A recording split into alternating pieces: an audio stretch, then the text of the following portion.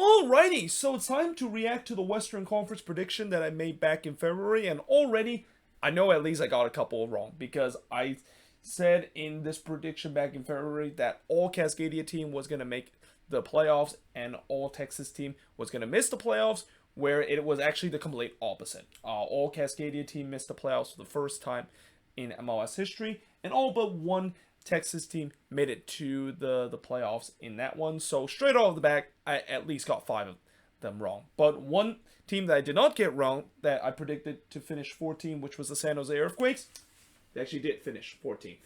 And, I will say this.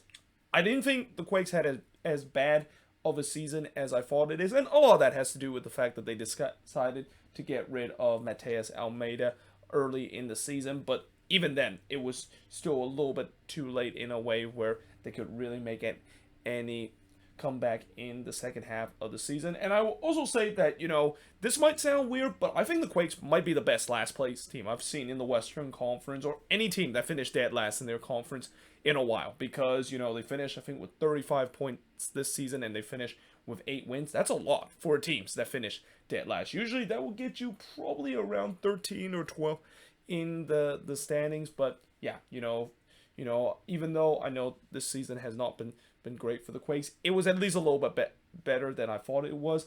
But it doesn't mean that they actually finish any higher than I predicted. And like I said, at least I got that one right in terms of them finish 14. Then I predict the Houston Dynamo to finish 13, and guess what? They finished 13th.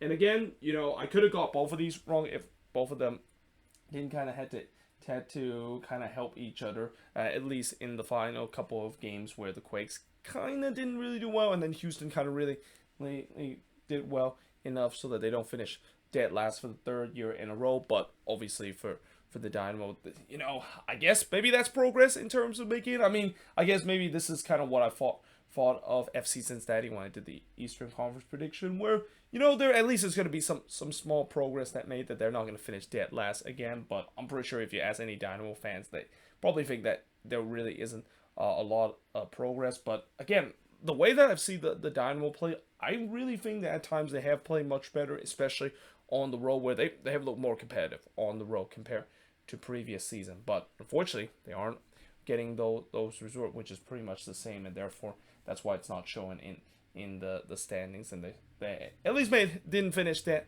last, but still not really the progress that they want to make in terms of the deep rebuild that they're going through.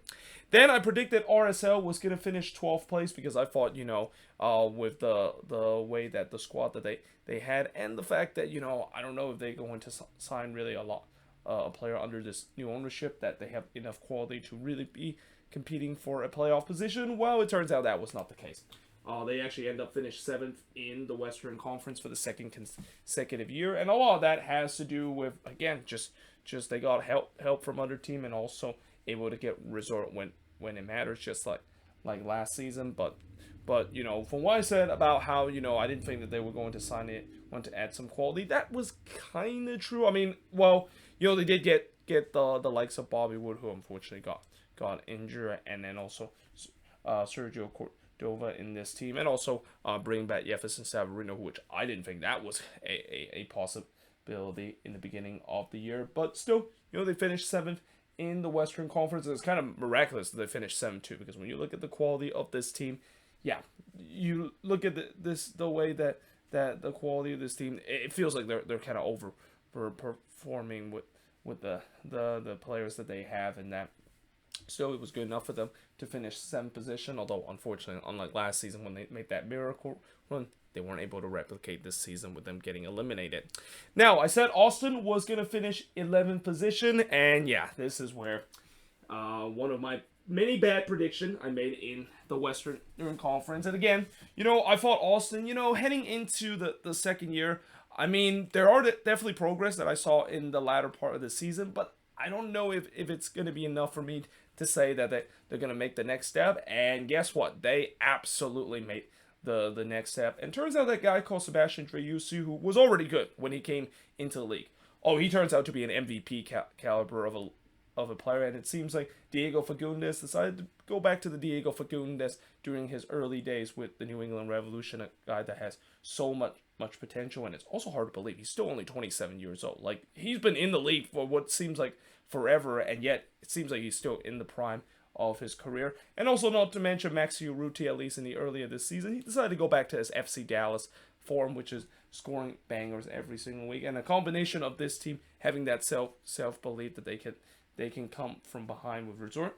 That's why they, of course, get themselves in second position and now are moving on into the conference semifinal against FC Dallas in a very spicy Texas derby I could see happen. But yeah, again, I do not expect Austin to make that big of a jump. And that, again, it's also worthy to know that they didn't really make a lot of signing this offseason. Like, this was kind of almost the same team as the one we see latter part of the season, but I guess maybe it's due to the fact that, you know, we've seen before where sometimes teams, they do well in the second half of the season and carry into the next year. I mean, that's always not the case, but it feels like Austin probably did, because they absolutely carry that momentum, and now like I said, got themselves in the Western Conference semifinal, and again proving doubters wrong that you know, even though they have cooled off a little bit in the second half of the season, they're still moving on into the next round and have a chance still to go all the way.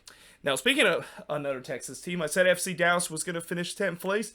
Turns out they finished 3rd position. And again, I had that question of the fact that, well, you know, with some of these signings that they made this off season, I don't know if it's going to be enough in terms of really do well. And also losing Ricardo Pepi, of course, is tough. So who's exactly going to step up? Well, it turns out it was Jesus Ferreira that was the guy that stepped up, because he definitely had a Ricardo Pepi and then some kind of year. I think he even had a better year than Ricardo Pepi in terms of goal scoring.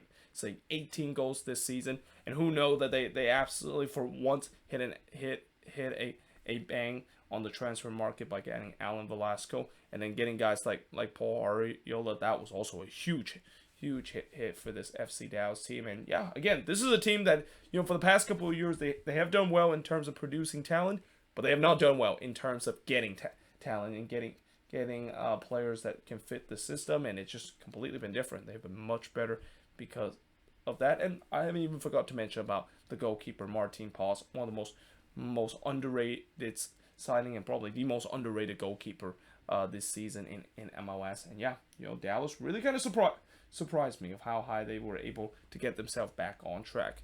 Now, I said the LA Galaxy was going to finish 9th place because, again, I was worried the fact that they were going to have a season where, judging by how the second half of the season went, it was going to be a repeat what we saw. And it turns out that was not the case. Well, it was bound to look like it was the case, where they kind of started well and then they just kind of collapse in a way where, oh boy, here we go. This is like the Galaxy last season. They folded apart in the latter part of the season. But to give the Galaxy credit, they definitely rebounded, at least in the last month or so, to get themselves into playoff position. A lot of that has to do with the fact that Ricky Puig is a huge difference. And again, you know, as I mentioned in the last video, when I did these predictions, I didn't factor really in terms of the summer transfer window and maybe some impact signing, because it's hard to predict that is going to be the case. Like, I would have never guessed Ricky Puig would be the guy that goes to the LA Galaxy this season, but he has singularly changed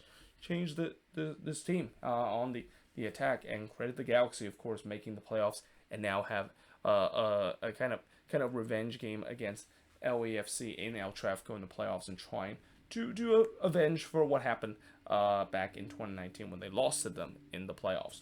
Then we got the Colorado Rapids, who I thought they were going to be finished in 8th position. And again, I thought they were going to have a bit of a step back, because I feel like last year, I know some people say it is kind of a bit of a fluke of the year that they had. For me, I don't think so. I think, you know, the hard-working kind of ability that Robin Fraser infused to that team is kind of the reason why they were able to do so well. Well, this season, yeah, it was definitely a huge reality check with them finishing in 10th place. And I thought that they were going to have a reality check. But even then, I didn't think they were having that big of a reality check where, you know, all those guys that we talked about last season that really overperform, and all that self-belief and that hard work kind of mentality level, yeah, it was not found this season. And especially on the road, where they kind of went back to the old Colorado Rapids that we know, a team that kind of do well sometimes at home, but they are absolutely putrid when it comes to on the road. I mean, this season only winning 1 or 2 games on the road this year. Yeah, that's not good enough if you want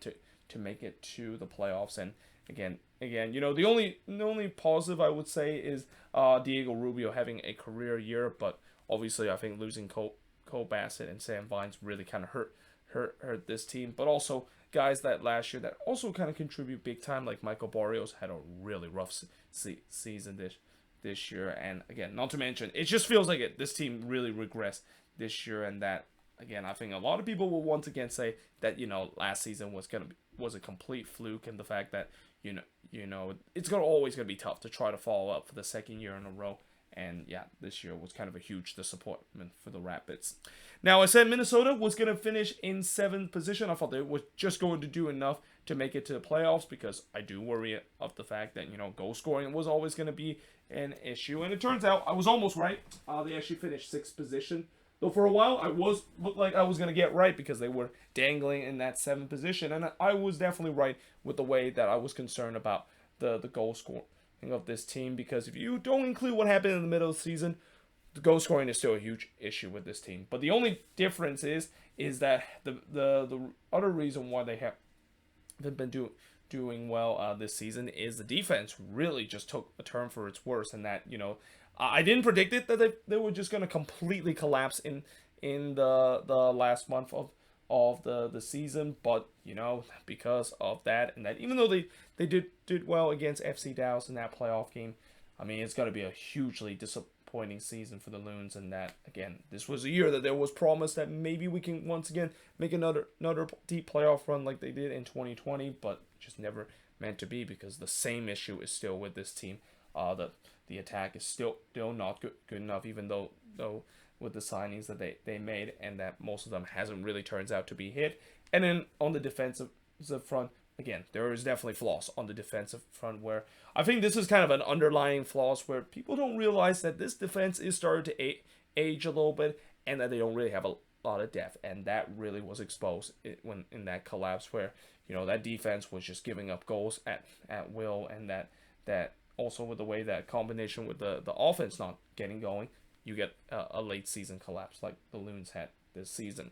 Then I predicted that Vancouver was going to finish 6th in the Western Conference. And, the Whitecaps, they were kind of in it for a while, and they could have made it in the playoffs. They were able to beat Minnesota, and I think they would have jumped to the 7th position. So I would have been close in terms of this too, but in the end, Benny Sartini's man just didn't have enough. And overall, this season, it's kind of almost feel a little bit like last season, where they kind of had tough time to figure it out for the first half, and then even into the second half of the season. But then they kind of had a miraculous run in the latter part of the year, especially at home, and also combination with teams just keep dropping points. They got themselves back into the playoff race just kind of out of nowhere. But unfortunately, unlike last year, Benny Sartini able to work the magic and get this team to the playoffs.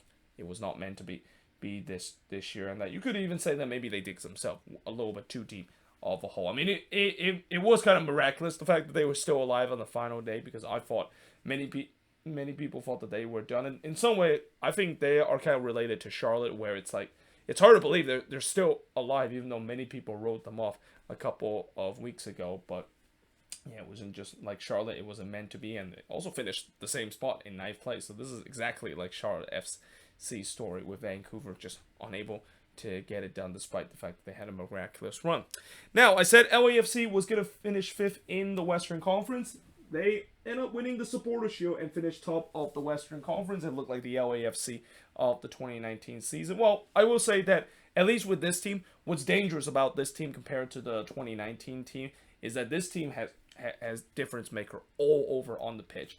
That team back in 2019, we know they have difference maker like Vela and Rossi, but this team, it's completely different. I mean, it's hard to believe to say, but Vela wasn't really a big part of this season run. I mean, yes, Vela did contribute in terms of goals at times, and did score some big goals then and there, but really this season, it's just been all over the pitch that has been contributing in terms of goal scoring. I remember when they started the season, I think they were leading the league in terms of goals scored by players coming off the bench, and that, again, when you of course face a team that have multiple difference maker, those are always the toughest team in terms of trying to deal with. And also, not to mention, Chicho Arango is just absolutely unstoppable.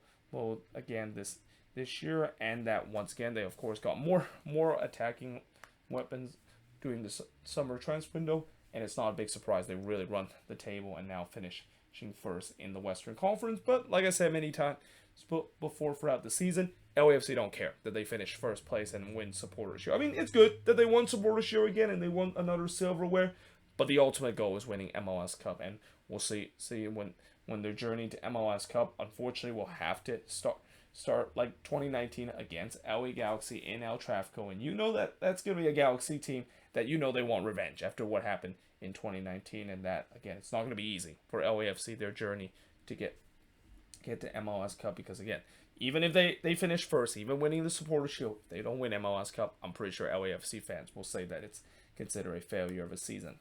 Then I said Sporting KC was going to finish fourth in the Western Conference, and I'm not sure if I remember making this video. Did I made this video right before when they announced that Polito was going to be out for the season? I might have, but even then I thought that maybe, yes, losing Polito is going to be huge, but at least they do have some supporting cast with the likes of Johnny Russo and Daniel Sharry, and even Gadi Kinda being there. Well, turns out Gadi Kinda didn't even play a single minute, and Daniel Sharry and Russo kind of didn't really carry the team on the attack as what we thought. But in the end, they did finish 12th place in the standings, which was a lot better than what it looked like could have been in the beginning of the season. Like, this team looked like they were going to finish dead last in the Western Conference because of the way that they really missed out Polito, and the defense was once again collapsing like we've seen before. But credit to Sporting KC. They have turned things around, especially in the latter part of the season. And again, I didn't expect the season they had. That was kind of not what I expected, with the way that they get off to just a horrendous start, and then they just gone on an incredible run in the second half of the season, because in the summer, when they finally decided to sign another striker in William Agata and sign another difference maker in Eric Tommy in the midfield, I didn't think that was the case, and that both of those players would turn out to be really in candidate of potentially being on the newcomer of the year. I mean, I don't know if they were the finalists, but I feel like they should be at least recognized, because, my God, both of those players has single-handedly changed how the Sporting Case team has played down the stretch. Though, again, that bad start to the season, they dig themselves in such a big hole that they just could not overcome, and they only salvage a 12th place finish. But like I said before in the Moving Forward series about Sporting KC, there is some good news heading into next season. And for Peter and me, there's even a good problem that they're going to have, is that if Polito does come back, do you put Polito there, or do you put Gadi Kinda there in the number 9 position, or even put or not Gadi Kinda, I'm sorry, but William Agata in that position. Now, I said the Portland Timbers were going to finish 3rd place in the Western Conference. Turns out that was not the case. They finished 8th place in the Western Conference, and again, this feels like it was just a season that, for the Timbers, they just kind of never figured it out. Like, I also would like to say that, actually, how should I kind of sums up the Timbers season? Like, it feels like, before, whenever we see the Timbers, they always make like a late playoff run, and eventually they of course would make it to the playoffs. And this season, there was kind of hint that was the case when they won the Cascadia Derby against the Seattle Sounders, and I talk about how that derby really is kind of decide who, of course, will make it to the playoffs and who doesn't, and make an incredible run. And at that point, when the Timbers made an incredible run, it looked like they were going to make it to the playoffs. But here's the problem. Down the stretch, that's when things start to fall apart. And this is a team that, in big games like what we see before, they always tends to deliver. But this season, that's just have not been the case. And again, a lot of that has to do with the fact that, on the attacking end, there's still some big question on the attacking end, with the way that Sebastian Blanco, we thought he was supposed to be the man, and he had a really underwhelming season.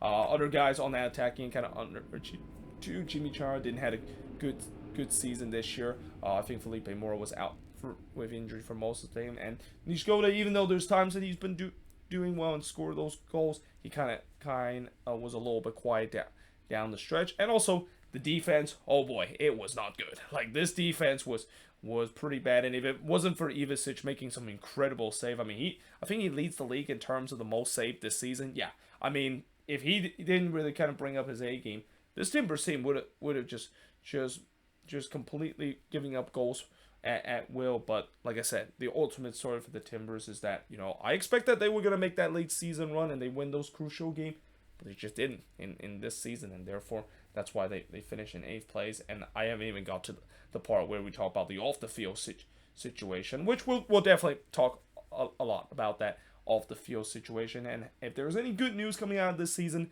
at least the off the field situation looks like it's dealt with for the Portland Timbers.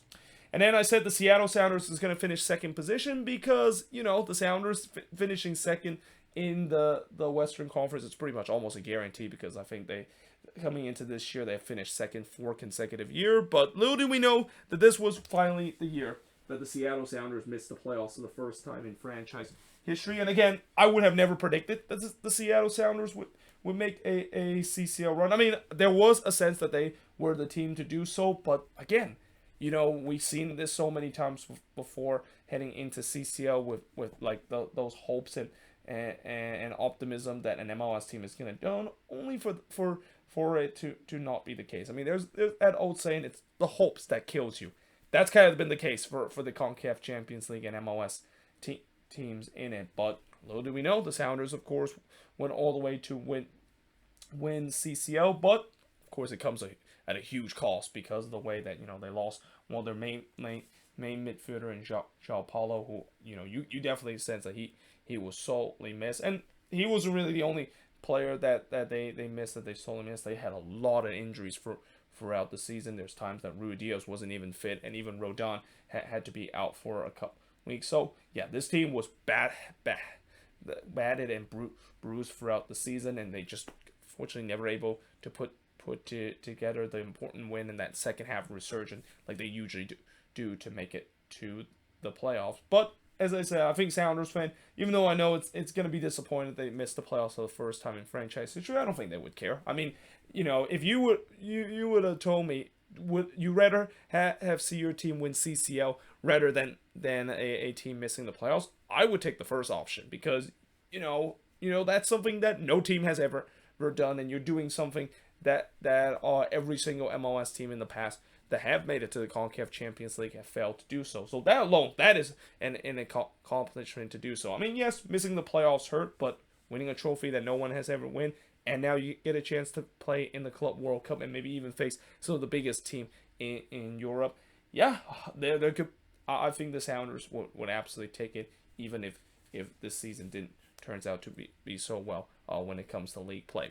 And then finally, I predicted Nashville was going to finish in first place, and it seems like whenever I made prediction, and I always predict the team that was going to finish first in the West, it's always going to be wrong. And this one, it wasn't as wrong as I thought it was going to be. I mean, at least in the beginning of the season, it looked like it was one of them too, where I think I even say that I do apologize to Nashville fans in advance that I might have just jinxed them, because again, anytime when I predicted whoever finished at top, that's not going to always be the case, and sometimes they even didn't even make it to the playoffs when I predict them to finish first. But thankfully for Nashville, they did make it to the playoffs. But again, it's a year where it was a very underwhelming year for this Nashville team, and that again, it was also a year that kind of similar to previous year, where they were carried simply by Hani Mukhtar and him alone. And I think in this offseason, they got to make some decision in terms of improving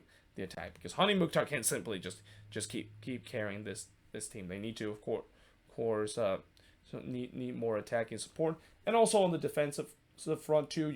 I thought this season their defense, this was probably the worst defensive display that they had in their short history. I mean, when they came to the league the first 2 years, they were absolutely solidified in the defensive front, but that was not the case this year. I mean, there was definitely cracks that was showing, and that I think it's also in general the way that Gareth Smith set up his team, where you could be that team that likes to sit back and maybe counter and rely on set piece, or in the case they just put a million crosses and hopefully someone will connect. But eventually you need to change it up, because I think teams have started to figure out how to play against Nashville. Teams are just Gonna try to maybe let them have possession and then see if they can break them down. And even though they do have the difference maker in Hani Mukhtar to do so, they don't have enough on the attack to overcome what many teams know what Nashville does. Like, as long as you don't give them chances on the counter, you can definitely shut down this Nashville attack. So yeah, we'll see how that's gonna be.